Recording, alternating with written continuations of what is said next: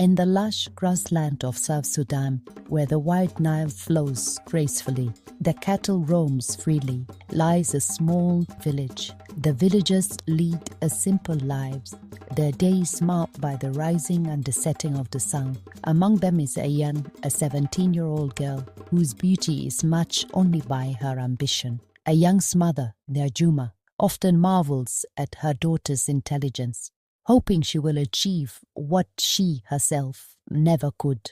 "One day you will become a great nurse," Nyajuma said, smiling as Ayen helped her grind millet. "You will heal our people." Ayen's father, Bol, a stern yet loving man, is proud of his daughter, but his pride is tempered by the weight of tradition and the burden of providing for his family. The whispers of Ayen's potential as a wife had already begun to circulate in the village, catching the attention of wealthy cattle owners.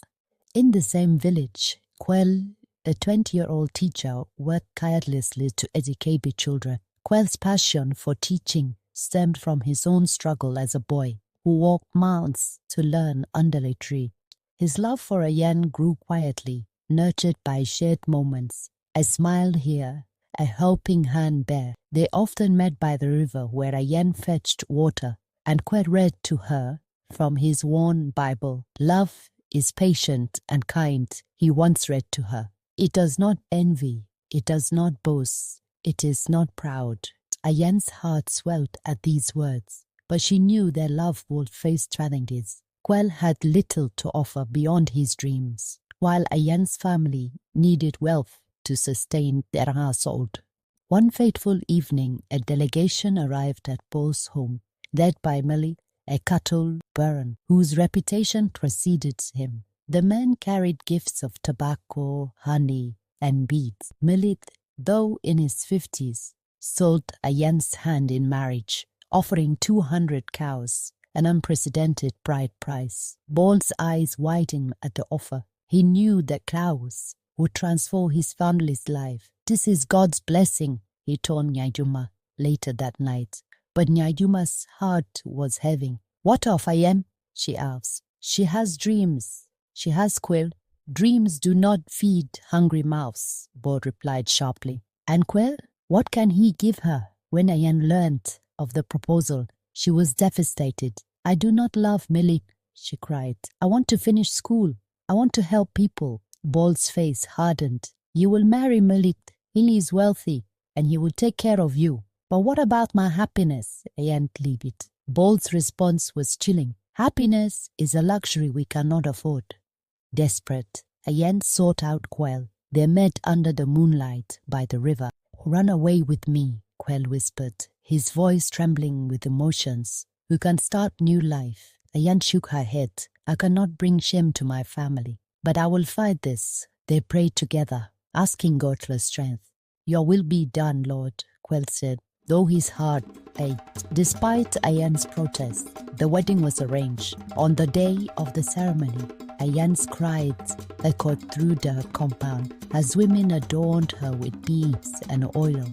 The sound of drums and ululation drowned her sorrow as she was led to Melit's compound.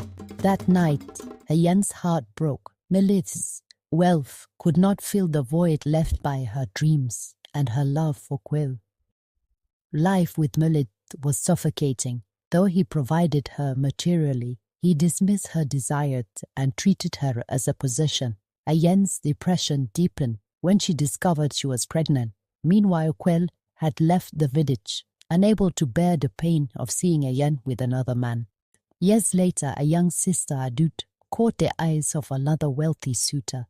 Ayen, now a shadow of her former self, resolved to protect her sister from the same fate. "Father," she pleaded, "do not sell Adut's future for cows." Bol's anger fled. "You dare question me? Look at what Millet has given us." Ayen's voice trembled but held firm. "Look at what he has taken from me." In a dramatic village meeting, Ayen shared her story. "I lost my dreams, my happiness, and my freedom because I was sold like a cattle. Is this what we want for our daughters?" Her words sparked heated debate. Some elders clung to tradition, but the younger villagers began to question the practice of child marriage. Bol, moved by his daughter's courage, finally relented. Adut was allowed to finish school, and Bol began advocating for education over early marriage. Ayan, though scared by her past, found a solace in her faith. She started a women's group to educate others about the dangers of child marriage.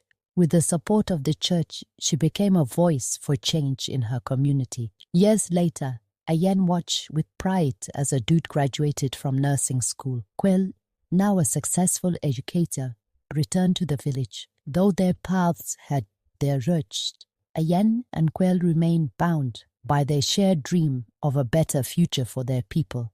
The story of Ayan is a reminder that tradition, while important, should never come at the expense of dreams, love, and freedom. Child marriage doesn't just impact one life, it echoes through generations, stealing futures and silencing voices.